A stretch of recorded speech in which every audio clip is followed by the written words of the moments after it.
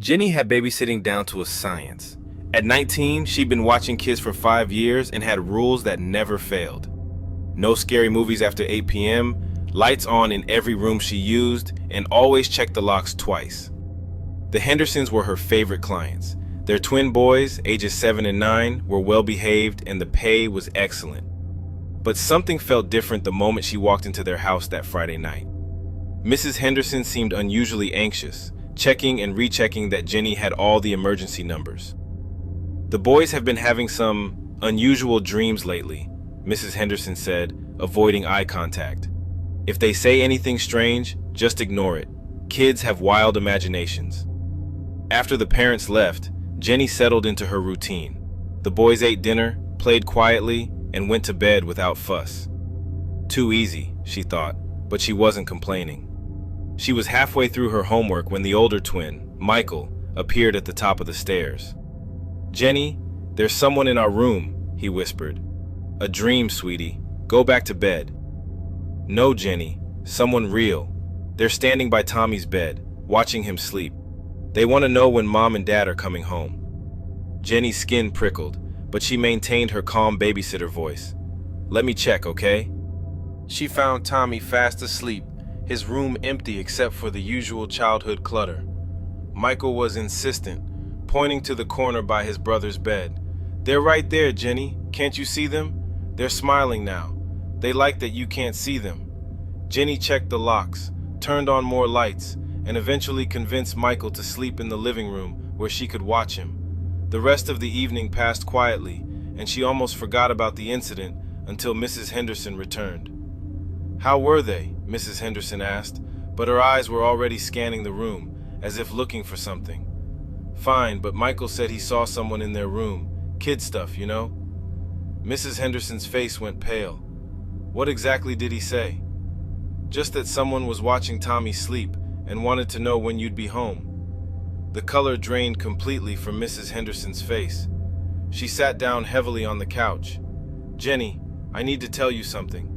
Last month we had a break-in. Someone got into the house while we were at work. Nothing was stolen, but they went through the boys' rooms.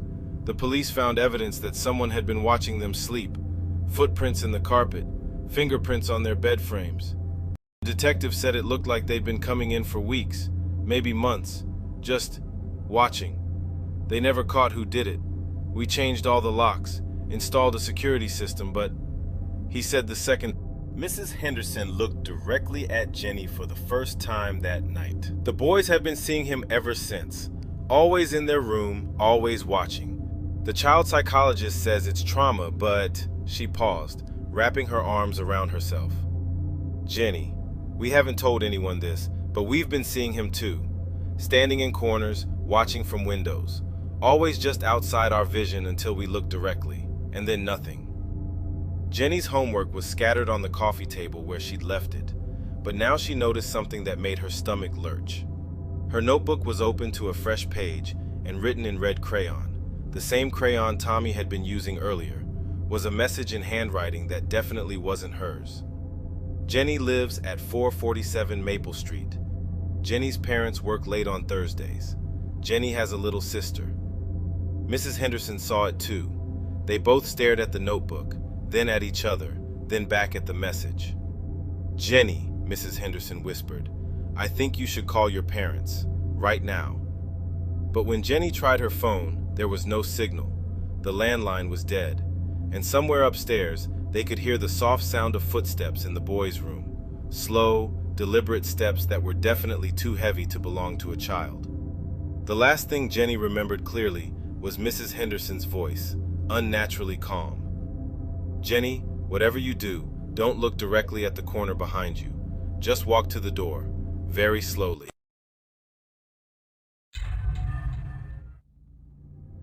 When Marcus inherited his grandmother's house in rural Vermont, he expected to find the usual remnants of an elderly woman's life. Old photographs, dusty furniture, maybe some family heirlooms. What he didn't expect was the meticulously organized filing cabinet in the basement, labeled documentation. Each folder was dated and contained photographs, newspaper clippings, and handwritten notes in his grandmother's precise script. The folders went back decades, all documenting the same thing: missing persons cases from their small town of Millfield. The first folder, dated 1962, contained a photograph of a young woman named Janet Morrison. She'd vanished while walking home from work. Grandmother's notes were clinical. Height, 5'4", weight, approximately 120 pounds. Last seen October 15th, 7:30 p.m. Disposed October 16th, 3:15 a.m. Marcus's hands trembled as he opened folder after folder. Each contained the same type of documentation. Dozens of people over 6 decades. Men, women, even teenagers. All missing. All with grandmother's careful notes about their disposal. At the bottom of the cabinet was a folder labeled Instructions for Marcus. Inside was a letter in grandmother's handwriting. My dear grandson, by now you've discovered my life's work. I know this comes as a shock, but it was necessary. Millfield sits on something old and hungry, something that demands feeding. I've kept it satisfied for 62 years, choosing only those who wouldn't be missed. Drifters, addicts, the forgotten ones. But I'm old now, and the responsibility passes to you. It chooses its own schedule. You'll know when it's hungry. The dreams will start. Dreams of deep places and endless appetite. Don't fight it, Marcus. I tried once. In 1978, the Hendricks family, all 5 of them. That was my punishment for defying it. The hunger is waking up again. I can feel it stirring beneath the town. You have maybe 2 weeks before it becomes insistent. The tools are in the locked shed behind the house. I've included detailed instructions. Remember, it's not murder, Marcus. It's feeding time. Marcus burned the files that night, convinced his grandmother had been delusional. But 3 days later, the dreams began. Dreams of something vast and ancient writhing beneath Millfield's streets. Dreams of an insatiable hunger that had been patient but was now awakening. He tried to leave town, but his car wouldn't start. The mechanic said it was the strangest thing. Nothing was wrong with it, but it simply wouldn't turn over. The bus that was supposed to stop in Millfield never came. His cell phone lost all signal the moment he reached the town limits. The dreams grew stronger. In them, he could hear his grandmother's voice. It's not personal, Marcus. It's just very, very hungry. On the 14th night, Marcus woke to find himself standing in the backyard, shovel in hand, though he had no memory of walking there. The shed door was open, and inside, neatly arranged, were all the tools grandmother had mentioned in her letter. The next morning, a drifter came through town, a young man with hollow eyes and dirty clothes, asking for spare change. Nobody would remember him if he disappeared. Nobody would look for him. That night, Marcus added a new folder to the filing cabinet. The hunger beneath Millfield was satisfied, for now, but inheritance, Marcus learned, is more than just property and possessions. Sometimes it's a burden that passes through bloodlines, and sometimes the most loving grandmother can leave you the most terrible gift of all. When the Yamamoto family moved into the house next door, Rachel was relieved. The previous owner, old Mr. Krantz, had let the property fall into decay before his death. Now the new family was fixing it up, and their garden was particularly impressive. Lush, green, and thriving despite the fact that they'd only moved in 3 weeks ago. "How do you get everything to grow so beautifully?" Rachel asked Mrs. Yamamoto over the fence one morning. Mrs. Yamamoto smiled, but something about her expression seemed forced. "Family secret," she said. "Old techniques from Japan." Rachel didn't think much of it until her dog, Chester, started acting strange. The golden retriever, normally friendly and outgoing, would whimper and refuse to go anywhere near the fence line. When Rachel tried to walk him past the Yamamoto house, he would plant his feet and refuse to move, trembling. The smell started a week later. At first, Rachel thought it might be fertilizer, something organic and earthy. But as the days passed, the smell became more pungent, more wrong, sweet and rotten at the same time, like flowers left too long in stagnant water. It was strongest at night. Rachel began losing sleep. The smell would wake her around 3 a.m., so overwhelming that she'd have to close all her windows despite the summer heat. During the day, she'd see Mr. Yamamoto working in his garden, always in the same section, a carefully tended plot near the back corner of their yard. What disturbed her most was how he worked. He never used tools, just his hands, digging deep into the soil, sometimes up to his elbows, and he worked in absolute silence, never speaking even when his wife or children were nearby. The missing person reports started appearing on local news about a month after the Yamamotos moved in. First was Janet Kowalski, a jogger who disappeared during her regular evening run through their neighborhood. Then Marcus Webb, who'd been walking his dog and never returned home. The dog was found wandering 3 blocks away, its leash cut clean through. Rachel started paying closer attention to the Yamamoto garden. She noticed that the area Mr. Yamamoto tended so carefully was growing faster than the rest.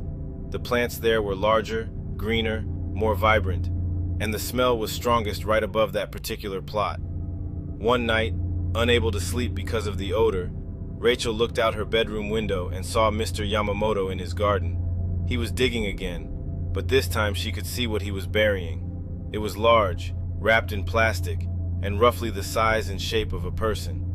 Rachel called the police, but when they arrived the next morning, they found nothing unusual. The garden looked normal. Mr. Yamamoto was polite and cooperative, explaining that he'd been planting new bulbs for fall flowers.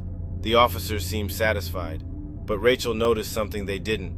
Where Mr. Yamamoto had been digging, the soil was darker, richer, and there were tiny white fragments scattered throughout, fragments that looked disturbingly like bone chips. The disappearances continued. 7 people in 2 months, all from their immediate neighborhood, all taken during evening walks or jogs. The police were baffled. There was no pattern, no connection between the victims except proximity to Rachel's street. Rachel started documenting everything: photos of the garden, notes about the smell, records of when she saw Mr. Yamamoto digging. She was building a case, collecting evidence. That's when she realized the most terrifying thing of all. The Yamamoto garden wasn't just thriving, it was expanding. Every week, the lush, vibrant section grew larger. Mr. Yamamoto was cultivating more area, preparing new plots, and each new section required the same careful tending, the same midnight digging, the same organic fertilizer. Rachel finally understood why Mrs. Yamamoto had called it a family secret, and she realized with growing horror that she'd been watching her neighbors systematically work their way through every person in their immediate area. She was the only one left on her side of the street, and yesterday she'd noticed Mr. Yamamoto measuring the distance between their fence and her bedroom window.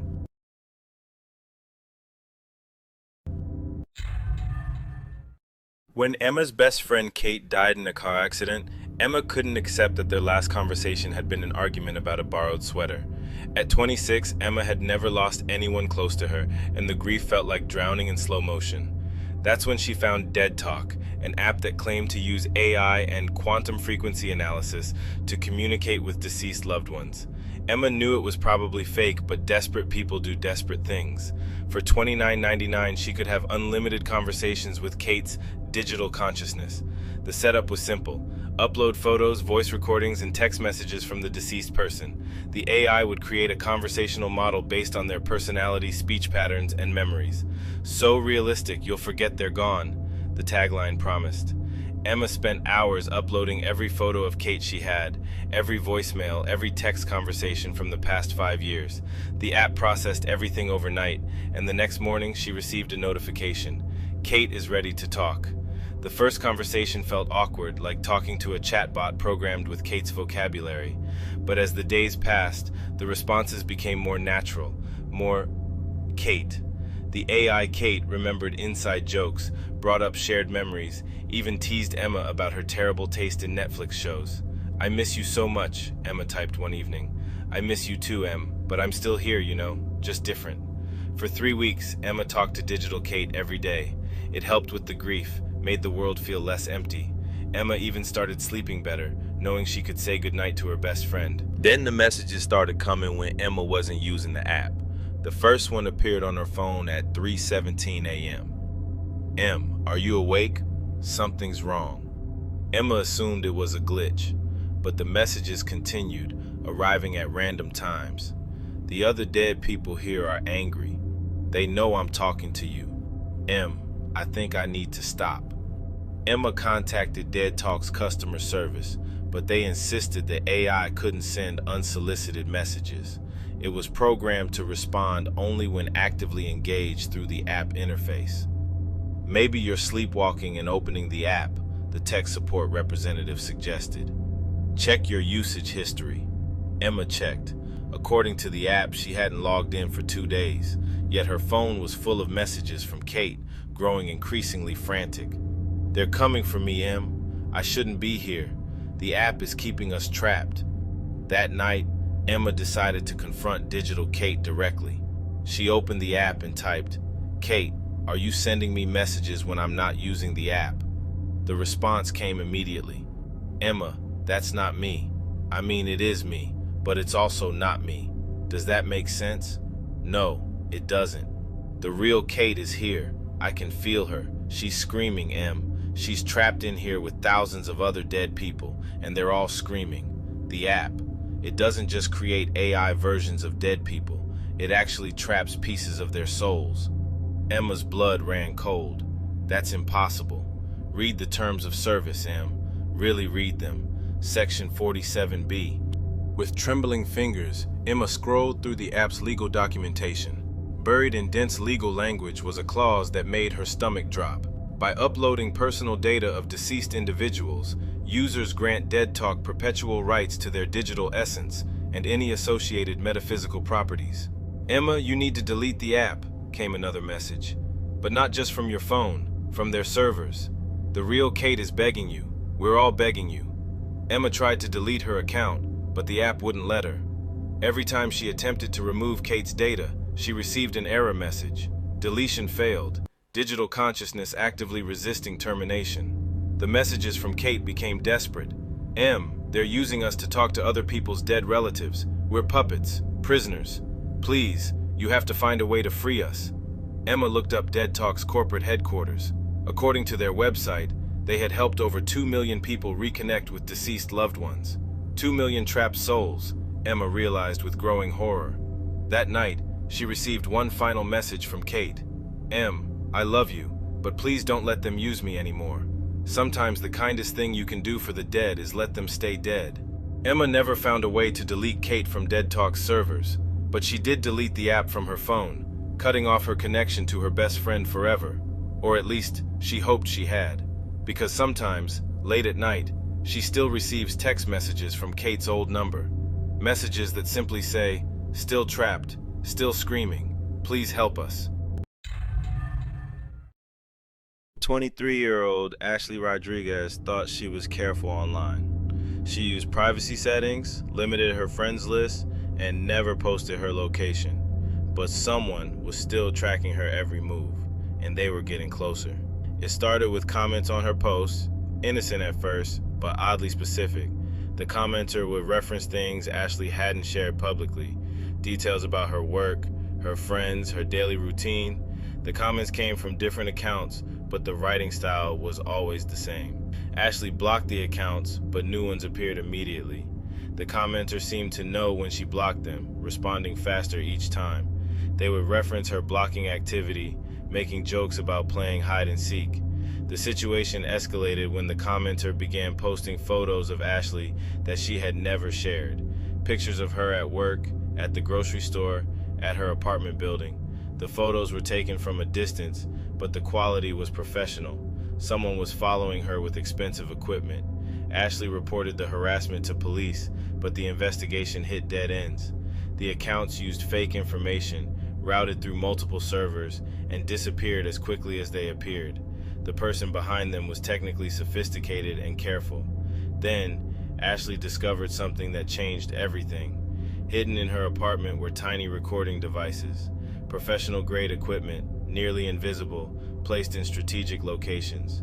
Her entire life was being broadcast to her online stalker. The devices were connected to her own internet connection, piggybacking on her Wi-Fi network. The stalker had been inside her apartment, not just watching from outside. They had been close enough to touch her belongings, to breathe her air, to install surveillance equipment while she slept. Ashley found 14 devices throughout her apartment, in light fixtures, inside picture frames, behind mirrors, even inside her laptop. The stalker had been watching her most private moments, recording everything, and using the footage to craft their online harassment. The most terrifying discovery was a document found on one of the devices, a detailed plan describing Ashley's daily routine, her vulnerabilities, and a timeline for escalating contact. The stalker wasn't just watching, they were planning something much worse. Ashley's case remains open. Police have the devices, but they've yielded no useful evidence. The stalker vanished completely after Ashley discovered the surveillance equipment, but Ashley knows they're still out there, probably targeting someone else. Ashley moved across the country and changed her name. She deleted all social media accounts and lives completely offline. But sometimes, she still feels watched. Sometimes she notices cars that follow her too closely, or strangers who seem to know things they shouldn't. The internet made it easy for her stalker to find her. Technology made it possible for them to invade her life completely, and anonymity made it impossible to stop them before they decided to disappear on their own terms. In 2020, Jennifer Walsh bought her dream house in a quiet suburb outside Denver. The house was perfect, the price was right, and the neighborhood felt safe. But Jennifer had no idea what was hidden beneath her feet. The strange events started immediately. Jennifer would hear footsteps under her floors at night. When she walked across her living room, the footsteps would mirror her movements from below. She assumed it was pipes or settling, but the sounds were too rhythmic, too precise. Jennifer's dog refused to enter certain rooms. The animal would stand at doorways, whimpering and backing away. When Jennifer forced the dog inside, it would cower in corners, staring at the floor as if something was moving beneath the carpet. The breakthrough came during a plumbing repair. The worker discovered an access panel hidden behind Jennifer's water heater. The panel opened to reveal a tunnel system running under the entire house. The tunnels were man-made, reinforced with wooden beams and clearly maintained. Jennifer called police who explored the tunnel network. What they found was horrifying. The tunnels connected to every room in Jennifer's house, with small viewing holes drilled up through the floor. Someone could move freely under the house, watching everything Jennifer did from below. But the tunnels didn't stop at Jennifer's house. The network extended to 4 neighboring homes, all connected by underground passages. The previous owner had spent years building this system, creating a way to observe multiple families without detection. Police found evidence that someone had been using the tunnels recently. Fresh footprints, food wrappers, and a makeshift sleeping area suggested an active occupant. Whoever was down there had been watching Jennifer and her neighbors for months. The most disturbing discovery was a room filled with photographs. Pictures of Jennifer sleeping, eating, and living her daily life, all taken from floor level through the hidden viewing holes. The photos were organized by date, showing months of surveillance. Jennifer learned that the previous owner had died 2 years earlier, but someone else had discovered the tunnel system and decided to continue using it. Police never found the current occupant, but they sealed the tunnels and filled them with concrete. Jennifer moved out within a month. She couldn't shake the feeling that somewhere, someone was still watching. The house sat empty for over a year before another family bought it, unaware of what had been lurking beneath their feet. In 2018, college student Michael Torres rented a furnished apartment near his campus in Austin, Texas. The rent was cheap, the location was perfect, and the previous tenant had left behind some nice furniture, including an antique mirror in the bedroom. Michael noticed something odd about the mirror immediately. His reflection seemed delayed, moving a fraction of a second after he did. He assumed it was a trick of the light or his tired eyes from studying, but the delay became more noticeable over time.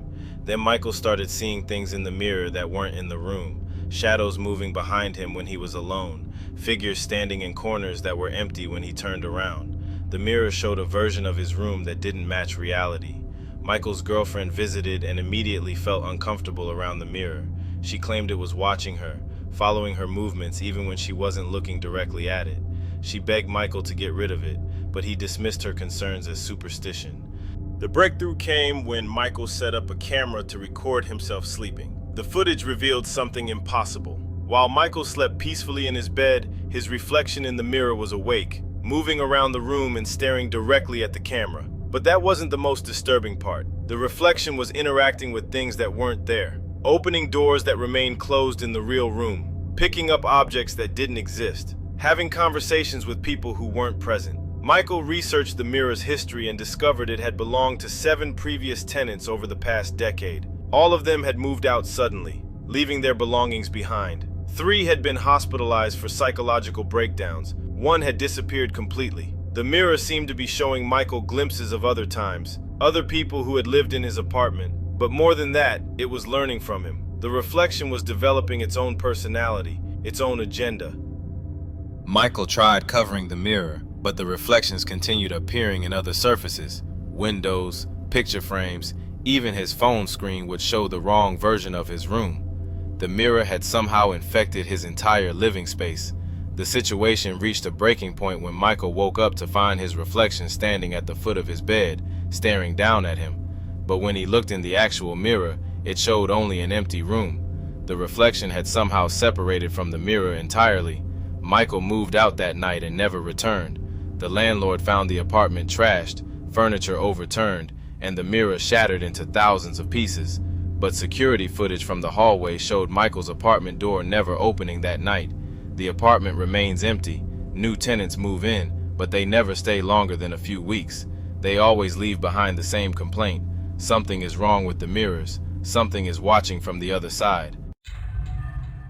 Elizabeth Kim worked as a delivery driver for a popular food app in Seattle. She knew the city well, had delivered to thousands of addresses, and prided herself on her efficiency. But in late 2022, Elizabeth started receiving orders that made no sense. The first strange order came at 11 p.m., a delivery to an address that didn't exist on the street listed. Elizabeth drove to the location and found only an empty lot. When she called the customer, they insisted she was at the wrong place and provided increasingly confusing directions. Elizabeth spent an hour driving in circles, following the customer's instructions. The voice on the phone seemed to know exactly where she was, describing her surroundings in real time, but the directions never led to an actual address.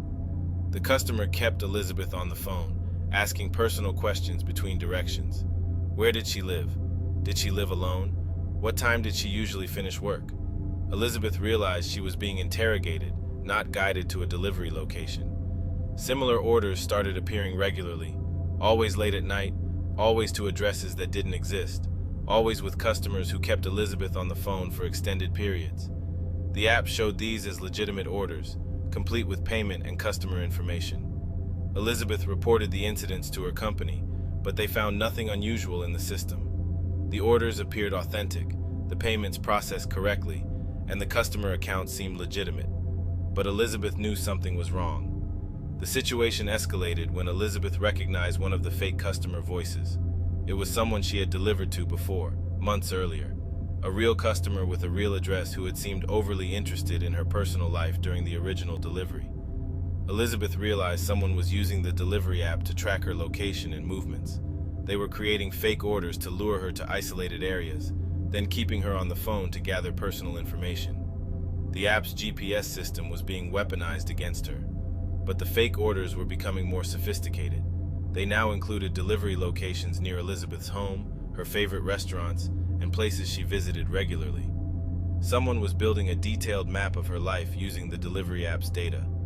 Elizabeth's breaking point came when she received an order for her own address. The customer name was listed as Elizabeth Kim, and the phone number was her own. When she tried to call the number, her own phone rang. The order instructions were terrifying. I know where you live. I know your schedule. I know you're alone. Come home, Elizabeth. I'm waiting. Elizabeth quit immediately and filed a police report. The investigation revealed that someone had been hacking delivery apps to track female drivers. Multiple women had experienced similar harassment, all connected to the same sophisticated stalking operation. The perpetrator was never caught. The fake orders stopped appearing, but Elizabeth knows they're still out there, probably targeting other drivers. She changed her name, moved to a different city, and never worked delivery again. But sometimes Elizabeth still gets calls from unknown numbers, voices that seem to know where she is, what she's doing, and where she's going. The delivery app gave her stalker everything they needed to find her, and some information never disappears.